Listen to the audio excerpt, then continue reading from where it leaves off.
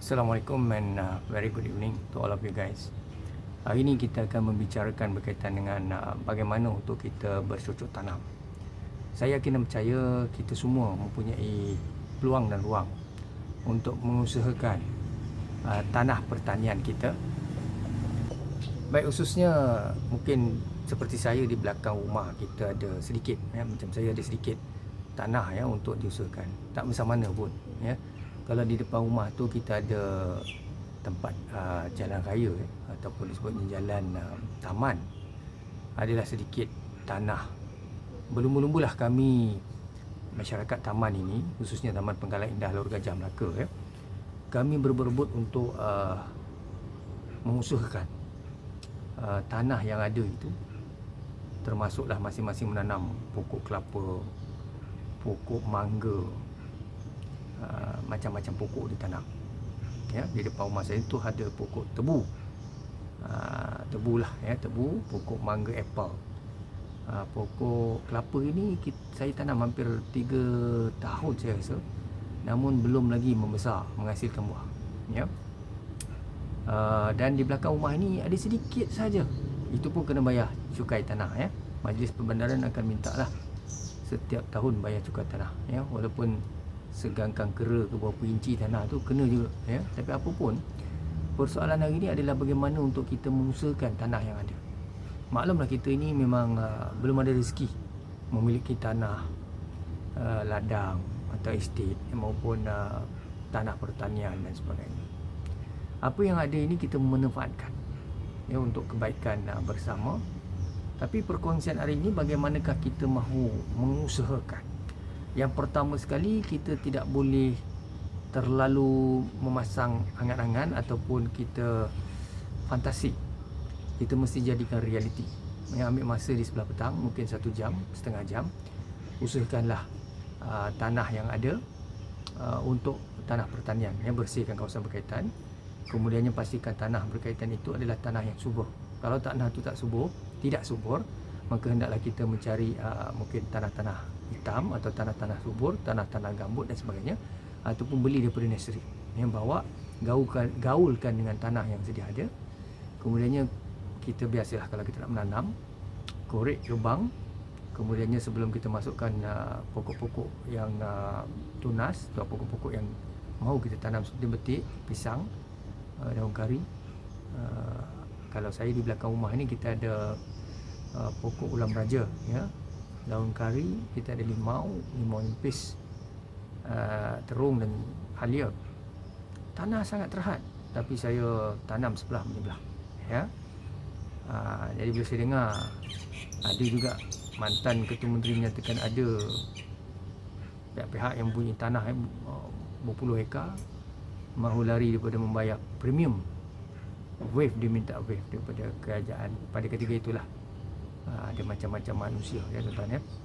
Tapi apa pun, nasihat saya pada tuan-tuan dan puan, bila kita ada tanah ini, kita usahakan dan kita boleh mendapat hasilnya itu. Dan ianya juga adalah satu bila kita melihat perkara yang kita usahakan. Antaranya saya menonton video lah daripada beberapa pemimpin di negeri Melaka, sebab saya duduk di Melaka. Beliau ni suka ke sawah ataupun ke dusun, ke kebun, menunjukkan hasil kunyit hitam, kemudiannya hasil daripada menanam tanaman-tanaman di dusun beliau, pokok pisang dan sebagainya. Itu bagi mereka yang mempunyai tanah. Bagi kita yang tidak ada tanah ini, maka kita usahakanlah yang mana kita ada, dan bagi saya yang paling utama adalah sistem kesuburan tanah itu sendiri. Kemudian ini diikuti dengan saliran air, kalau kita ada air. Tapi kalau rumah taman ini memang tidak ada sungai, maka kita gunakanlah pipe, dan seterusnya. Mungkin kita terpaksa, kalau pipe tak ada di belakang rumah, maka kita ikhtiarkan ataupun bawalah. Kalau saya memang tak ada di belakang rumah ni.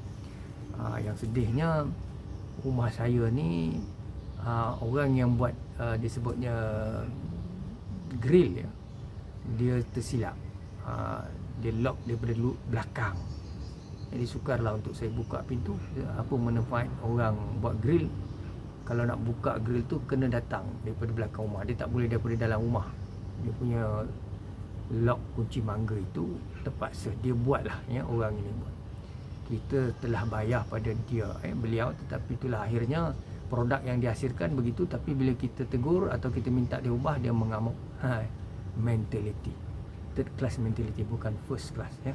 Dalam banyak situasi kita melihat inilah, khususnya setengah pihak atau negara membangun, dia punya mentality adalah third class dalam banyak isu lah. Dari segi menghapuskan rasuah, dari segi kepimpinan, ya, dari segi kualiti produk dan sebagainya. Baik, apapun saudara dan saudari, ingatlah, kita kemungkinan akan datang mungkin ada rezeki, mungkin tak ada rezeki langsung untuk dapat tanah dan sebagainya. Maka perkongsian hari ini seperti saya nyatakan tadi, mestilah kita pastikan tanah-tanah ini diusahakan dengan baik, ya, dan pastikan kita dapat hasilnya.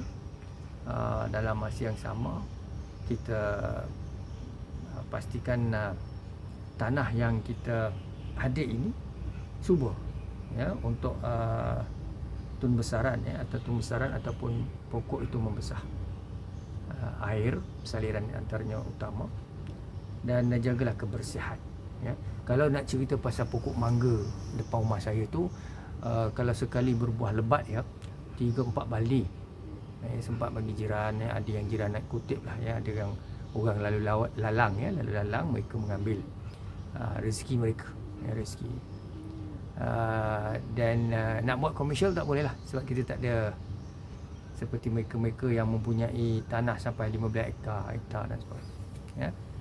Jadi apa yang kita ada. Jadi hari ini perbincangan kita adalah bagaimana untuk kita mengusahakan tanah-tanah terhad yang kita miliki. Bersyukur pada Tuhan dan lakukan yang terbaik untuk diri kita, ya, dengan apa yang kita ada dan kita miliki, insya-Allah. With that, syukran dan terima kasih. Assalamualaikum warahmatullahi wabarakatuh.